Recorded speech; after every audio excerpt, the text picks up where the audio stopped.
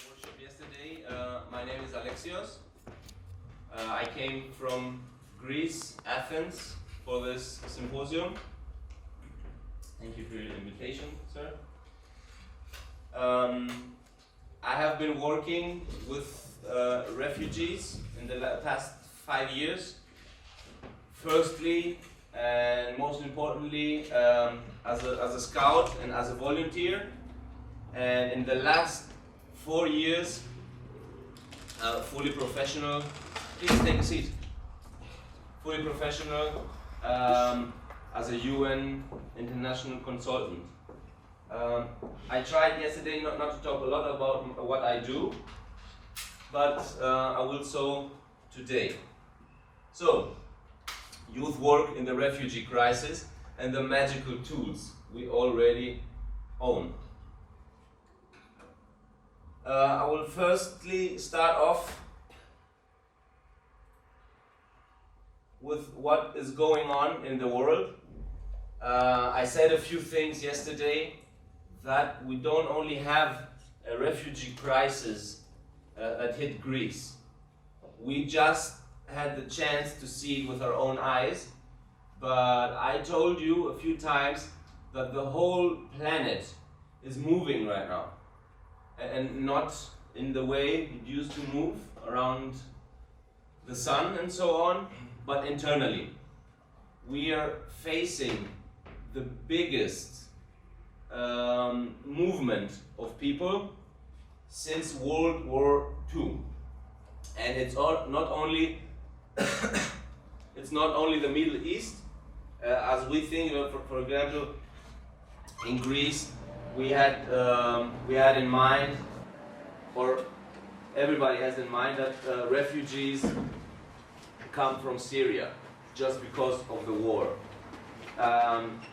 In the 4 years working in refugee camps, I have seen refugees from all over the world.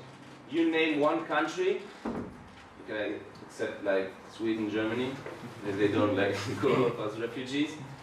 But you name like one country that's not inside. You can see in a refugee camp people from Eritrea, Pakistan. I've even met people from China that landed in Greece. I don't know how. And as you can see, that's a really nice depiction, because America is moving. You've heard of South America, what's going on in the Mexican border right now. Okay, I don't work there, but I have to tell you that everybody, almost everybody, is on the move. The first time I saw so many refugees arriving in my country, and it's just a tiny country somewhere here, right? Really tiny country, not that rich. Thousands of people coming in. On my first mission, that was on Lesbos, I was totally shocked, totally overwhelmed. I could not understand what was happening. I said this yesterday, that it was the first time I saw problems and things that were greater than my brain could solve. The problems were so big that everything that I have as a philosophy in my mind was unable to cope with. So the picture I had in mind, and this is how I used to describe it when I got back home, is the souls were like flying to somewhere without knowing where. You probably have seen like millions of birds flying to somewhere, and each one follows one. But they have a program inside, like they have an internal program, like where to go. They migrate. The birds go from place A to place B. But these human souls are fleeing from something towards unknown. They don't even know what Europe looks like. They certainly, so most of them have this Alemania syndrome. They want to land in Germany, but they don't even know what Germany looks like. And believe me, because I spent like 9 years in Germany, you don't want to be a refugee there. So everybody is moving from multiple places, from paradise places. They are forced to leave, and just not because of war. We are having right now many new categories of migrants, I say, but I say refugees, because for me, either you're forced to leave your country out of economic reasons, out of environmental reasons, out of, I don't know what would force you, you're a refugee. I won't go into that, but they're trying, for example, to bring in the environmental refugee term. It's not quite accepted yet, but we will see in the next years countries flooding, countries having no water, and we will continue to have mass population movement. And this is what's happening right now. Populations are moving in a very, very massive style.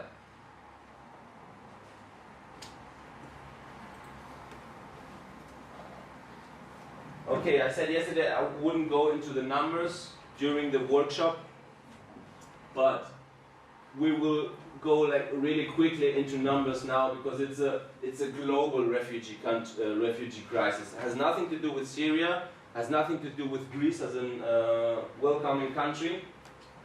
It has to do with the globe. Okay, so I told you there are countries that are named refugee-producing countries. That's a really, really sad term. That would be Syria, Afghanistan, Somalia, Sudan, South Sudan, okay, Congo, Myanmar, the Central African Republic, Iraq, Eritrea. But as I told you, I've seen people of all colors and all shapes and all origins being in Greece. I haven't witnessed with my own eyes what's going on in Mexico right now, but I get the news. It's a very, very hard crisis, maybe a bit stronger than the one we had in Greece. So you have to keep in mind that when somebody leaves his country, the first thing that he tries is to migrate somewhere near. And that's also a funny thing, that we firstly have like internal displacement, that somebody maybe would go to the capital city, maybe to a country next to his country, and so on. But we have this really weird thing that many people would not go to the neighboring countries because they're enemies. So that's like a big question. Why does the Islamic population doesn't go into countries where they share the same values and the same religion? They're not welcome there.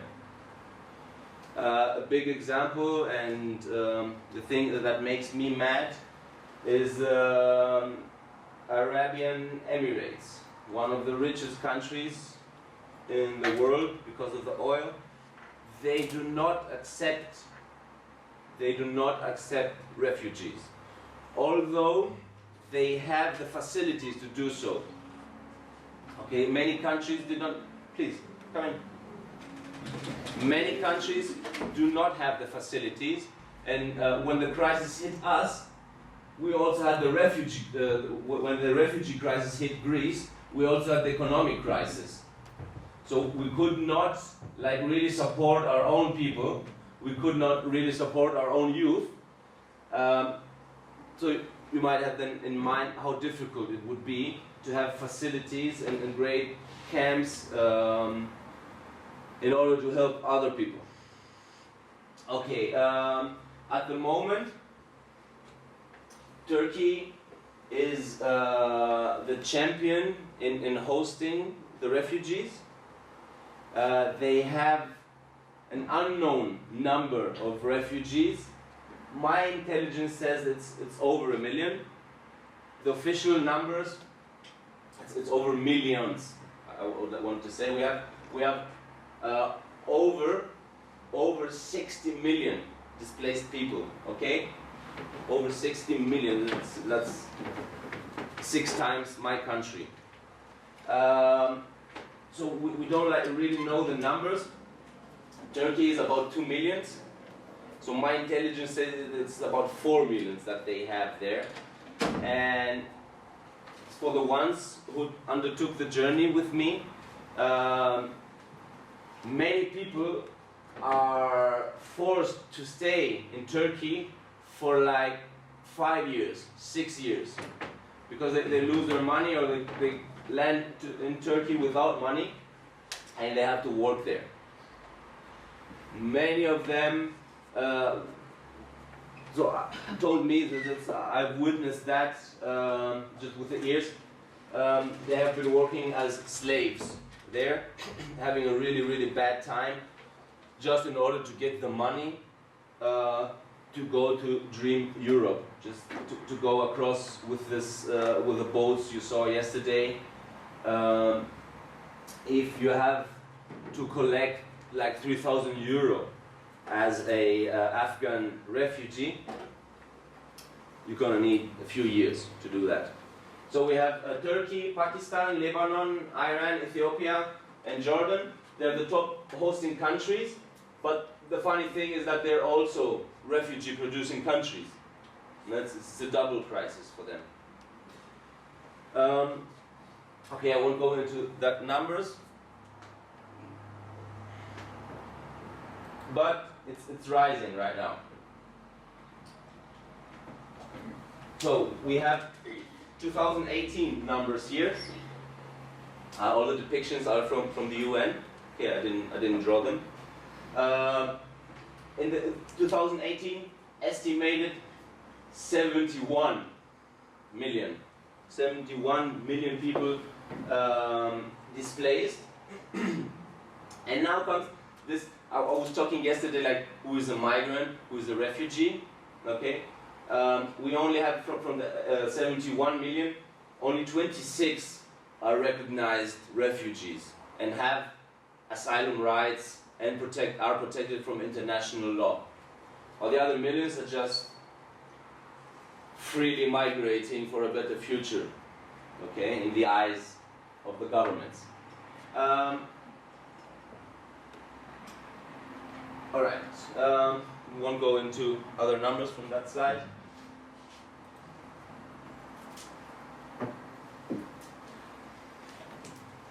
I'll just keep that. From 71 million people, only 3 million officially returned to their countries. We have a number here, 138,600 unaccompanied children. That's a lie. That's a lie. 1/3 of the refugees are minors. They're underage. And from the numbers that I know from my country, we're going to my country now, to Greece, 1/3 that came through Greece in the last years, and that was over 1 million. 1/3 were children. Okay, but these are unaccompanied, like total either orphans or sent on their way for a better future, or to go to some country and apply asylum and then take the family to them.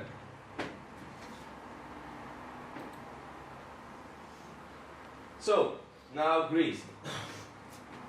And this is where I got aware of the crisis, because when it hit us in 2015, one could not oversee it. You could live in a castle as a king, and you could not oversee the crisis. On the one hand, that was good for our karma, as I say, because you could be a good man, you could be a good human, with the simplest things. You could go to a camp and give out a balloon, and you would have done something good. If you stopped a child from crying for like 5 minutes, you already have done something for your karma. I tell it in a bit funny way, but it was for us too easy to help. I mean that it was so many people in need that if you had candies in your pocket, you know, you would make someone happy. On the first mission I went to Lesbos, I felt completely helpless. We saw some pictures yesterday. It was like a huge festival, a huge music festival, because tents everywhere. Your eye can reach, tents everywhere, garbage everywhere, and people just running around without knowing what they should do, without knowing anything about their future. And we came out to the harbor and said like, whoa, okay, we have supplies with us, we brought clothes, we brought food that we can give them. But anything, like if you had extra socks and would give them, it would go somewhere right. You know, the example with the balloons is really strong, because we were playing. That's the thing that we could do, but I'm coming to that. Our biggest power is to play. Okay, play games. That's our biggest power, like as scouts. But so I had a bag of balloons and blowing them, and I was giving them to children that I found like on the street. And there was a child who was crying like really heavy. So I stopped because we were walking. I just made a balloon and gave him 2 sweets. He stopped crying for like a minute, like 1 minute, and then started crying really heavily again. And I then learned that he had lost both of his parents like an hour ago. But that was a help, like making him stop crying for a minute, because we cannot solve the crisis. Okay, the weapons that I talked, the things that we own already, they are not crisis solving. Okay, we can just make things better for the human souls. Okay, we cannot solve the war. We cannot solve the causes of this migration and mass movement, but we can help human beings to cope with that.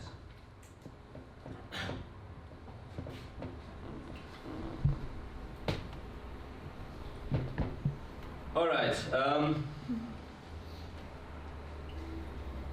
We had this thing yesterday, going through land or through sea.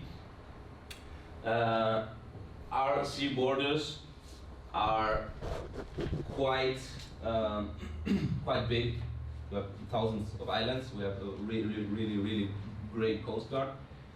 So it's easy for refugees to come through the sea. And when I say easy, it's not really easy, but it's doable. So we have the Greek Coast Guard. There is also now the European Frontex police guarding. They can do anything. It's so massive borders of sea. You cannot put a fence. You cannot like really control it. So they just keep coming. And I don't say like a security that we have a security deficit, but it's super dangerous. Super dangerous. Most of these people don't even know how to swim.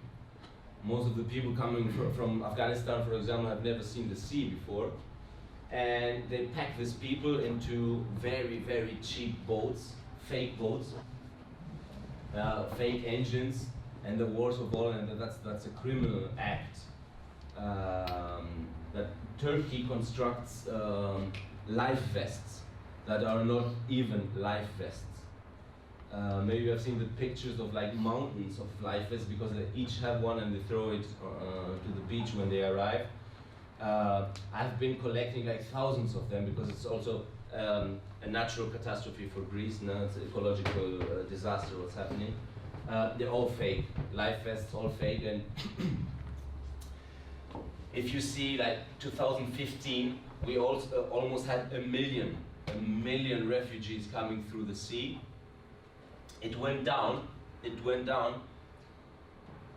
but 2019 doesn't compare to 2015, but we're still like accepting in some islands over 1,000 people a day, and that's a lot. It may seem like not much, but it's 40,000 people through the sea in 2019. Is not over yet. That's September 2019. It's really it's new data from UNHCR, but you have to think that August we had 7,000 people in August, and there are like 3 or 4 islands that are really close to Turkey. So in September we had like almost 11,000. So you must imagine like small islands flooded from human souls that don't know where they are. They think they're in Europe. They think they're richest destination, but they are just stuck in certain islands. I'm gonna quickly just say a few words on Lesbos. Lesbos is an island that keeps on taking in most of the refugees in Greece. I mentioned yesterday the example of the camp of Moria. The camp of Moria is the biggest refugee camp right now in Europe. It was designed for 3,000 people, 3,000, and it now hosts 12,500 people. 12,500 people in a camp which was built and designed for 3,000. And just to imagine how big the number of refugees is, the village of Moria, where the camp is based, has only 500 inhabitants. So 500 Greeks live next to 12,500 refugees. So the numbers, we're also a small country, we're a 10 million country. Just a small chart, they all want to go to Germany. They're stuck with the Germany thing. Austria, and then Greece. There's really no reason to apply asylum in Greece, because we're also like going out of the economic crisis. But that's the thing, that the first country you set your foot on, you have to apply for asylum there if they catch you, or if you go in a legal way. And that's also the thing with Greece, that they don't want to give their papers. They just hide in our country and waiting for an opportunity to go deeper into Europe and apply for asylum there. You got that? Like the first country you step your foot on, you're obligated to apply asylum there. If you hide in the forests and move on, then you can apply for asylum in Germany, for example. But that's a long, long, long way to go by foot.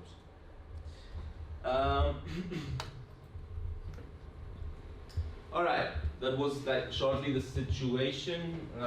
15 minutes, perfect. Okay, so quickly, what can a youth movement do? What can children do? What can young adults do? I knew we had the power. I knew I was teaching my rovers good things.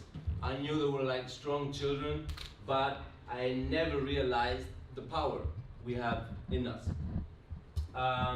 So our youth work activities are of social, cultural, and educational nature. And our organization, the scouting organization, and the way everything is structured, is aimed mostly to make us associative beings, helping us being social. So that's a common agreement that youth work has a big field of goals and methods of intervention. Okay, we keep that. And intervention is you go somewhere, you do something, and you see results after that. So I intervene. You change something, you change factors, you teach something, you do something, and then something happens. Generally as that. So youth work is educative, empowering, participative. These are big words. Expressive and inclusive in cultivating the imagination and integration. Okay? These are really, really big words, because imagine a child or a young girl from Afghanistan which has grown up with the law of Sharia, like the real hard Islamic law, that you give her the chance for the first time to speak or to play with boys or to play in general. And that was, say, like really quick. This is what I found out that was our strength as scouts, because we went to the crisis. I went to every single borderline that the refugees came in, and we were good in distributing food. We were good in helping them clean up their mess. We were good in setting up tents. But these were all things that the army could do. These were all things that the government should do, because NGOs and youth movements don't have to do the things that the government is not able to do. But we're here to do stuff they cannot, because they haven't thought of it, or they don't have the tools. And our tools is non-formal education, is teaching by playing. And after like the first 2 or 3 years, I really got fed up with adult refugees, because they all have their own problematic behaviors, or so an adult is, I don't really like working with adults, to be honest, okay? So after the first 3 years, I said, okay, I stopped distributing food, I'll stop working in the refugee camp, I will only work with the children, because there is hope in the children for integration. So I don't really believe in integration, because each human is very, very different. Each culture, it has so massive differences, okay? I don't believe in integration in this way of an expression, but I believe in harmonic being together. So we can live in harmony together. We cannot make Afghan children Slovak. We cannot make Iraqi children Greek. Okay? We can all live together in harmony. And this is what I found out that was my best thing to do, is to play games without talking. So I came up with a series of games that we play, that we sing a lot of stuff that doesn't make sense. Okay? We scouts have a lot of songs that the words don't mean anything. We have a lot of like kinetic games, like playing, what I said yesterday, Ninja, for example, the game Ninja. They love it. They love it because they can play, and they don't even belong in one race, okay? You have like Afghans, Syrians, they also have the differences, but they don't speak the same language. So I thought that that's what we do. When we go into a world jamboree, we can play with scouts from all over the world without having to discuss on the game rules, on the like who would do what. You see what he does. So the first thing that I did, I came up with a small booklet that had games in it for people to play in the refugee camps, and they were mostly scouts. They went with this booklet. We're looking at games that you could play without having to talk. Do you have games like that in mind right now?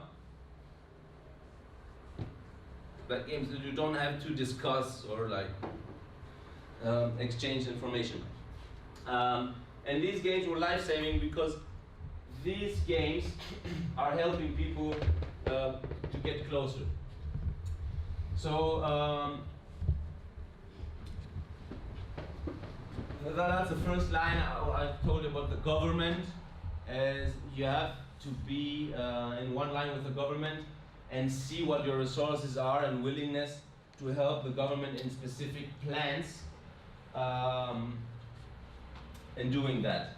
So I brought even my rover scouts into a refugee camp in Lesbos, in Chios, sorry, it was another island. That was not allowed, okay? It was not allowed to bring underage boys and girls into refugee camps. It was only for young adults over 18.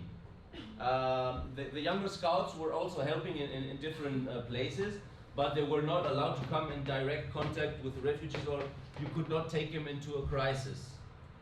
And there was a good reason for that. I did that. I did it, but it was a mistake. The Greek scouts trusted me because I was a leader for a long time. I was already working for the UN and being super involved in the refugee crisis. I had already led like 5 or 6 missions to the islands and so I said, I'm going to take my rovers there. They gave me the green light. We were there, everything was perfect. I think these children gonna be stigmatized and shocked for all of their life. But it all went well when we were there. We went to one of the biggest camps, which was like a detention center on these days. So it was guarded by police and military. Everything went well. I had like 1,000 eyes looking like, where is the other girl, where is my rover, this and that. They played with the refugees, they gave them food, everything was perfect. But on the next day, there was a riot in this camp. 5 people died. Half of the camp was burned down. We were on the ship on our way back. And I said, okay, there is a limit on what you should do. You cannot like take your children somewhere where people getting stabbed, because half of them were Sunnis and half of them are Shiites, you know? I don't really care, I'm trying to help all of them, but if they have internal differences, maybe I should keep myself and my children for sure out of it. So you have to see, I'm not telling you like, go everywhere, do anything. I would not recommend you to take young children anymore into refugee camps. But there are thousands of things you can do in order to help them be included and integrated. And many of you may maybe have in mind that Slovakia doesn't even have refugees, right? I said yesterday that out of 35 industrial countries, Slovakia was the last to receive asylum claims. Not to accept, it's not that you said no, but people didn't came with their papers here to claim asylum. But the route is changing. More and more refugees are coming. In the Middle East, a big war has already started. And maybe you will have the chance to help and integrate young children. All right. So much things to say. Youth work with refugees. Then I'll go to my specific example of non-formal education. I was working with the refugees for a long time. When some people from the UN came to me, they went to the scout office and said like, who has a background on psychology and pedagogics and is working with young refugees, and they kind of took me and said that, you know what, we are making a package called Boys on the Move, and we will try to teach young boys really hard things, really bad, like, no, not bad, really things to help them stay alive. I'm saying bad, I can be honest with you. Young boys in Greece from the Middle East were selling their bodies. They had a certain street where people could go and buy young boys for sex. So they said like, you cannot just tell them like this is bad, or if you do so and you want to sell your body in order to come forward in Europe, then you have to know that you have to put on a condom, or that it's HIV is there. So really hard stuff that had to be taught. Or for example, there was a big thing that I was writing last year. It's not a good thing to rape somebody. It may sound funny for you because we all have a standard of ethics, and I know that we are on the same level of ethics because we are scouts, but some cultures don't respect the ladies that much that they would ask for a permission to have sex with the lady. So we had to teach children that maybe we're already in war. I've met children that can use the Kalashnikov really good. You have to teach them that there is consent. If you want to make love to somebody, she has to say yes, you have to say yes. And if you do so for money, you have to protect yourself. They didn't even knew that there are sexually transmitted infections, for example, because children from the Middle East are zero educated in sex education. We in Greece, we didn't even have sex education in school. I'm 35, I never had like a lesson of sex education. But imagine somebody who is really ashamed to talk about that. And depending on the population, because I have been working all over Europe with young migrants, we have migrants from the Middle East that don't know a thing about sex. And if you talk about condoms, or you take out a condom, they will be, and they're 25, you know. Or you show a model penis, and they're like, oh no, what is he doing now? Well, they stay out of, they go out of the classroom.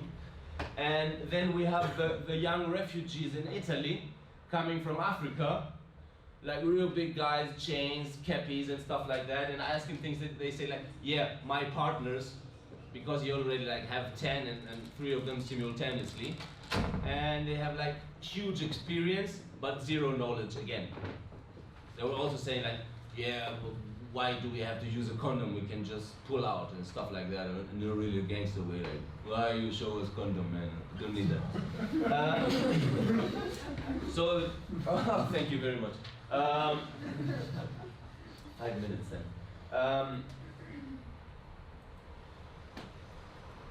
All right, so this is what I do now. I co-created with a great team a package called Boys on the Move. It's a life skills program.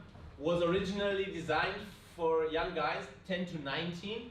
It has grown. This is the old version. The one we wrote last year in Italy is up to 30 years old. And I say for children like 10 to 30, because they didn't have the chance to go to school, and they didn't even have the chance to have the father talk or the tribe elder. They didn't have the chance to hear about anything on how to behave, how to act, and how to survive. And life skills are hygiene. Now, the first capital is how to wash your hands. Sexually transmitted infections, money, planning, time. Lots of the boys don't even have the concept of time. You get that? It's not that they cannot read the clock. They don't have the concept of like programming a day, because they've grown up in detention centers with like zero programming. So that was the main reason it started. Abuse and trafficking. They were selling children all over the Balkan route. Okay, my time is over. That was an emergency within an emergency, because we had a refugee crisis and then child abuse within the crisis. You can ask me later why it is only 4 boys. Okay, and that's the last slide I'm going to show you. This is our power. All of this package was made upon our scouting methods. Okay? There is a non-formal educational method which says like, try this, see, judge, act. Like, what do you think about? This is a training methodology that was taken from the scouts. Like, the 2 of the 3 who wrote this book were scouts. And this is why I came in. They told me, please, help us pack bad stuff, like really useful information on